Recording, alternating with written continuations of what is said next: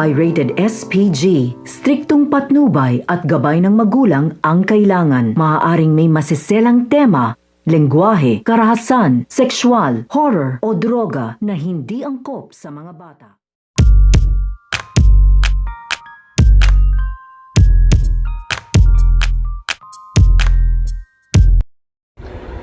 Ang pagdating nito nga ni Lucas upang iligtas nga dito ito nga si Cardo Dalisay. So ito nga si Lucas ay hindi nga ito mapakali dito nga sa kanilang bahay at nag-aalala nga ito dito nga kay Cardo Dalisay dahil na nga rin ay meron na nga rin silang pinagsamahan at napatunayan na nga dito ito nga ni Lucas na pagkakatiwalaan nga dito ito nga daw sila Cardo Dalisay dahil nga sa pagsama nga nila dito nga sa kanya nung hinanap nga nila dito ito nga daw si Mara sa bahay nito nga ni Don Ignacio. At dahil nga hindi nga mapakali dito ito nga si Lucas ay muli nga tumakas dito ito nga si Lucas at hindi nga ito nagpaalam ito nga kay Armando. At sa pagdating nga nito nga ni Lucas dito nga sa paliparan ay maaabutan nga na dito rito nga si Cardo ay buhat-buhat na nga dito ng mga tauhan ito nga ni Lily, kaya nakipagsabayan na nga rin dito ito nga si Lucas upang mabawi nga niya at mailigtas nga dito ito nga si Cardo Dalisay. At nung nakita nga dito ng Talcos Aguila na ito nga si Lucas ay nakuha na nga dito ito nga si Cardo Dalisay ay agad-agad nga nila itong nilapitan